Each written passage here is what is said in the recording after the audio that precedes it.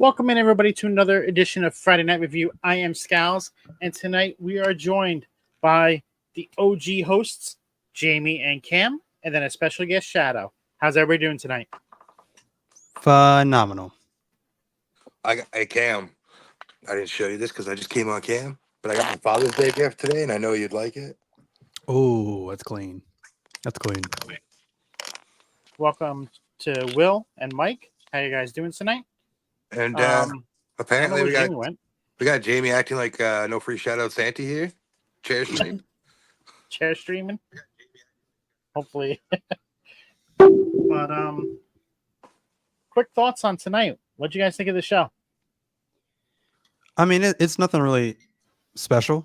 It's rare for me to say this, but I think Raw was better, which is rare because I typically like SmackDown better most weeks.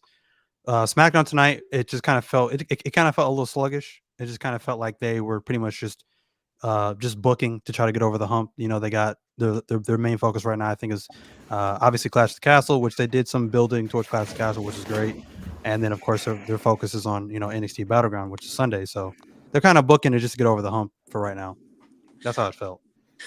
I mean, I tuned into SmackDown tonight. I wouldn't necessarily give it a positive review necessarily, but I will say that Piper Niven is her.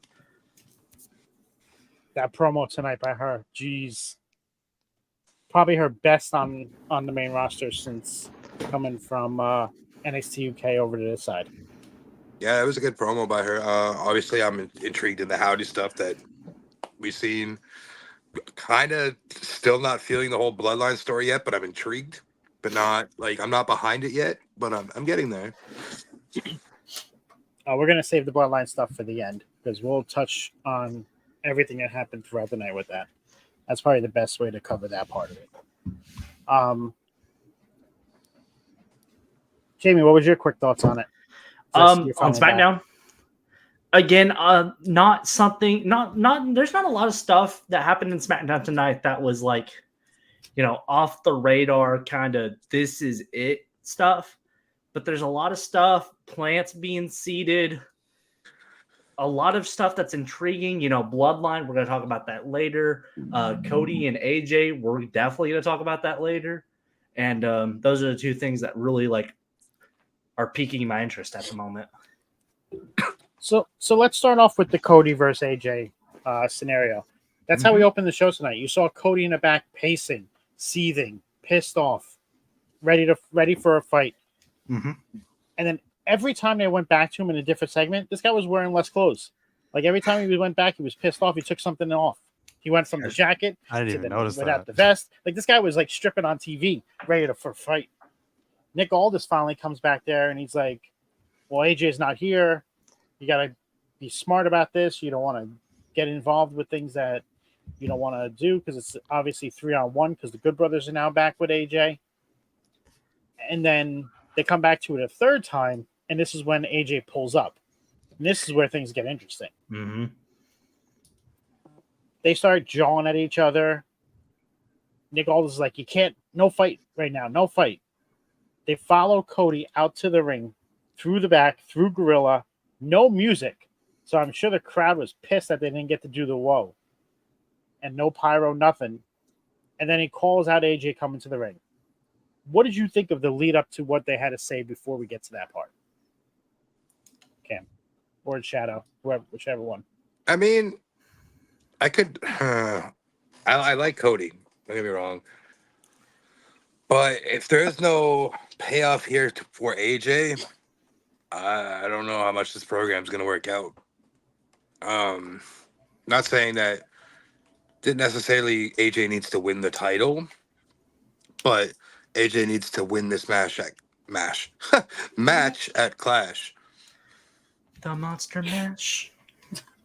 I'm a little annoyed that this is the second consecutive week we haven't seen the Undisputed title on the show. Yeah. See, I didn't even catch that. So was that the belt that they showed later on the show in the Nia Jax segment that was laying on the table? Or was No, that was the heavyweight. Okay. I know one of the belts was laying there. Yeah, but that's 2 consecutive weeks. We haven't seen it unless they're rebranding it and there's a surprise coming. That's But unless they're redesigning it. it's 'Cause I kind know of a far-fetched idea right now. But I know Cody wanted to bring back the Winged Eagle. Well, Or a besides form all of the belt speculation, this right here was old school. You had your guy with his backup and his cronies, and of course you got the baby face who's standing tall, standing almighty, and they're definitely built. It's gonna be it's a good build so far. Are things happening a little too quickly though for my tasting? Yes. Normally builds to matches like these, they used to be like 3 to 6 month builds. These big money matches, but with all these PLEs, that doesn't happen anymore. So, you're gonna get this monster trilogy probably at the end. It'd probably be a trilogy, but instead of it being spawned out into like a 9-month ordeal, you're getting it in like 3 months for all 3. But I think with the stipulation that was added, and we'll talk about that, but there's definitely a lot at stake, and it definitely makes the match mean more. And I'll leave that there for now.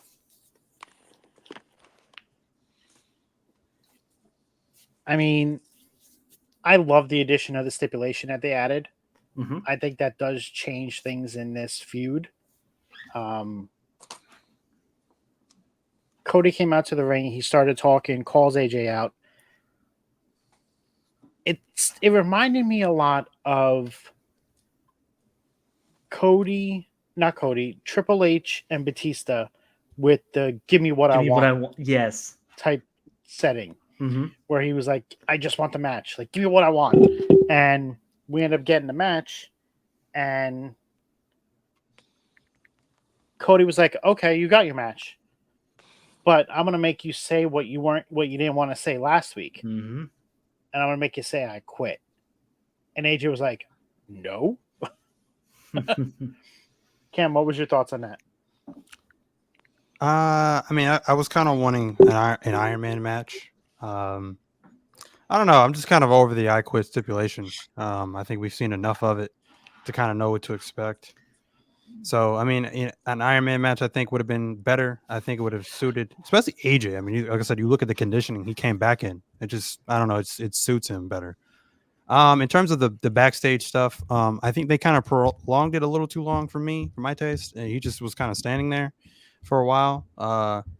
Now, at the same time, I kind of like it because I think Jamey had kind of said it. It's kind of old school.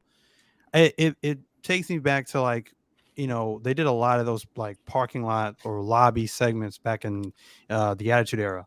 So to me, I felt like this segment was like missing like JR. And it was like, oh, he's backstage. Like it just missed that old school kind of feel to it Mm-hmm. for the just a segment like that or whatever. But overall, I like the way I still like the camera shots of them showing like all the backstage stuff, them coming through all the way to the entrance ramp, coming out to no music. Like you said, Scalz are probably pissed off the crowd because they didn't get to do the whoa or anything. But this is the feud that Cody needs to be in. This is what I was talking about before. Like he needs to be fired up. He needs to be. We need that intense Cody Rhodes. We don't need to just see these one-off matches. He needs to be in something in a feud. As far as what Jamey was saying about a 6-month, 9-month program, I'm not sure what era that was in. But we haven't really seen a program that long.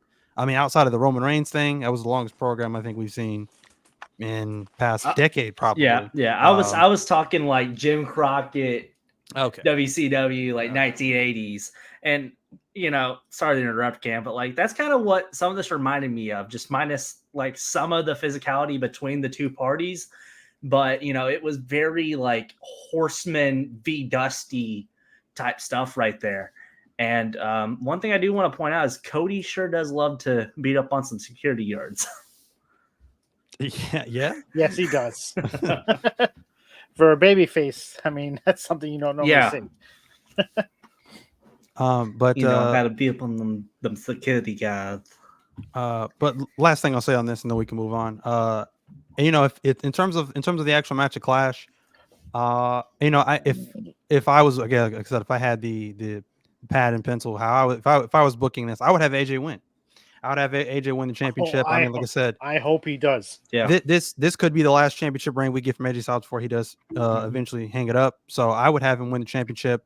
Give him 3-4 defenses away from Cody Rhodes. Have Cody Rhodes go away for a while.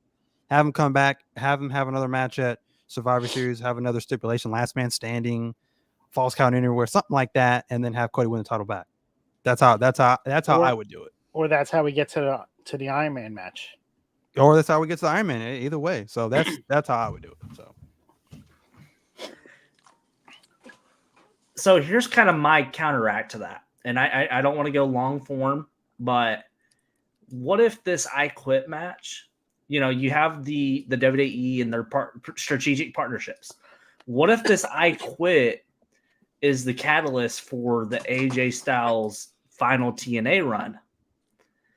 And then after some time, and that's over, then if Cody's still champion, what if they revisit for one last time AJ and Cody? Right now, the partnership with TNA and WWE is strictly NXT. Well, I do understand that, but there's always an open gate, always an open door. Absolutely, I just don't know if they're going to go there. Are you saying like AJ ends his program with Cody Rhodes, like after once that's done, like him going back to TNA and then ending his career in TNA? Like he loses that I Quit match. Okay. He so-called quits. I'm he shows up in TNA. You know me, I'm not the one for conspiracy theories when it comes to this wrestling stuff, but I think that's kind of one that I thought in my head while we were going over this, and I'm like, that kind of makes sense. Just from a fantasy booking point of view. You're tugging at the heartstrings of 12-year-old, 13-year-old me who used to watch TNA religiously when AJ Styles was there. So I would love to see that. Yeah. Anything else we want to talk about before we wrap on up for the evening? No, I think I'm good. All right. Cam, where can we find you? Come back to me. All right. Shadow. You can find me in about 10 minutes live right here on Twitch and Twitter, where we cover the Stanley Cup Finals on Ringside Chatter. Anywhere else you want to see what kind of stupid shit I'm up to, hit me up on Twitter at ThatGuyShadow91. Jamie? You can find me on all my platforms at Jamie PW. I think I changed it. Then you could also find me here in about 10 minutes for a Ringside Chatter with the boys, talking Stanley Cup, Lord Stanley's Cup. You could also find me at Downstate Wrestling with all the shenanigans over there. Me, Jake Hatley, and the boys covering it over there. And, the most exciting professional wrestling action in the South. Royal Treatment will be coming out later this week. And with that, there's Cam. Okay, now I'm ready because I was. You don't normally start with me first, and that threw me off. Anyway, Sorry. So you can find me on my socials. You can find me on TikTok at Cam Square Circle Mania, Cam's Wrestling Corner, and of course, call me Cam G. And then you can find me on Twitter/X at CamandCheese317. You can find me here on the network every single Friday night with Friday Night Review with some assortment of these gentlemen you can see on your screen right now. You can find me on our sister page on River City Radio on Monday nights with a table spot with Metalcore Mike and the Alpha Wolf Sean, and then on Wednesday nights after AEW Dynamite with The Boom with me, Phil Khan, and of course Metalcore Mike. And then you can find me on Instagram. If all of that does not sizzle your bacon, you can find me on Instagram at 317 Bacon Eggs and Camp. I am Scalz. You can find me here on Off the Top Media on both Twitch and YouTube, as well as Off the Top Media _ on TikTok, Twitter, and Instagram. I host Friday Night Review with Cam and whoever else we decide to get on here, and then NXT on Cap on Tuesdays with myself, Jaxpo, and Phil. Make sure you stick around. Come back in about 10 minutes. We're going to be doing a special Ringside Chatter, talking about the Stanley Cup Finals, who we think is going to win, what we think is going to happen. Make sure you check it out. Like, subscribe, do all that fun stuff. And we'll catch y'all soon. Have a great evening. Later.